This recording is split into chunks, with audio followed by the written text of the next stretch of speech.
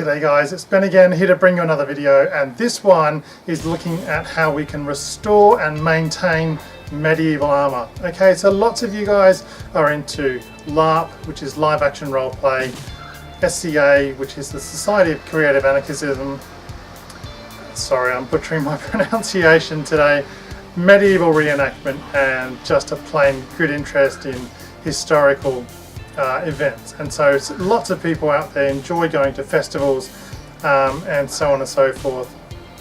And it's very easy to purchase a whole lot of stuff, but we actually have to maintain it. If we don't maintain it, it's not going to last, and then our investments, which can cost a lot of money, just go to waste. Okay, so here we have a really good example of a medieval helmet.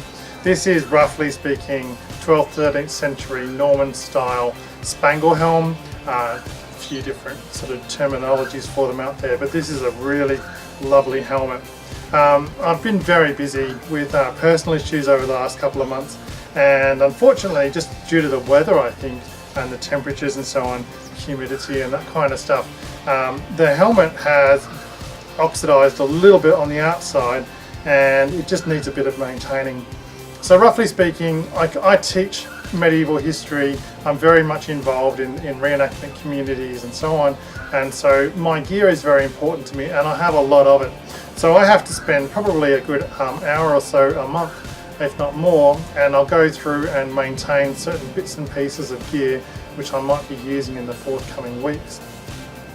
For example, there's a festival, really big festival coming up called the Abbey Medieval Festival, and that's in Caboolture, Queensland, Australia, and I'm going to be very much going to that over a couple of days. Okay, so let's just take a quick look at this. So here we go. So as you can see, we got some rust patches appearing here, and if this is left, if this is neglected, then you'll find this will just get a whole lot worse. Okay, so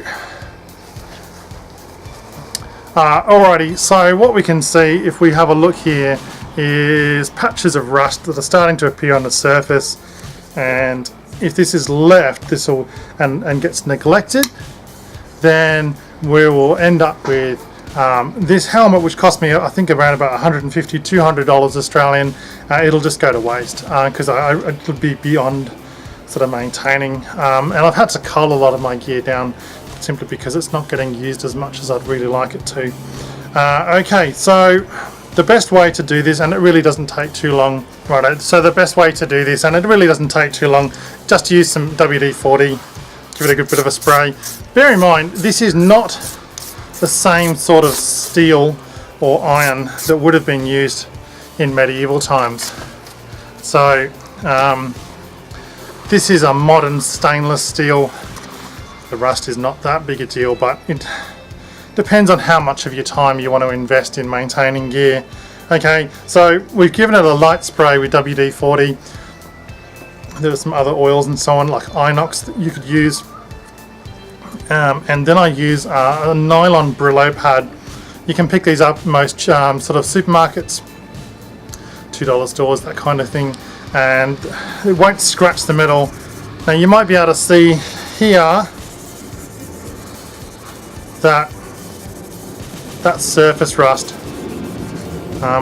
is coming off really very easily.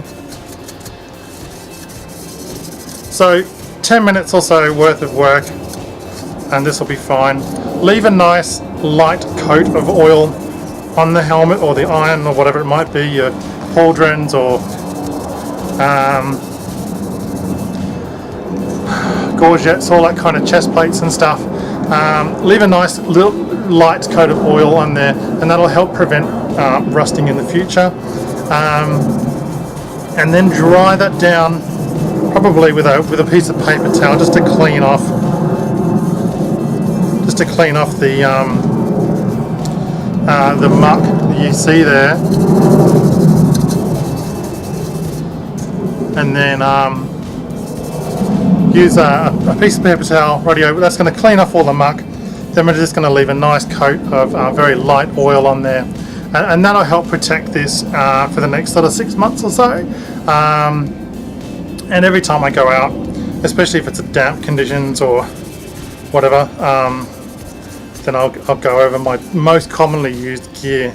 And I'm going to do a video probably in a couple of weeks time, hopefully, and I want to show you the gear that I use. So my character, one that I use most frequently, is a sort of mid 12th century Norman style knight in Western Europe.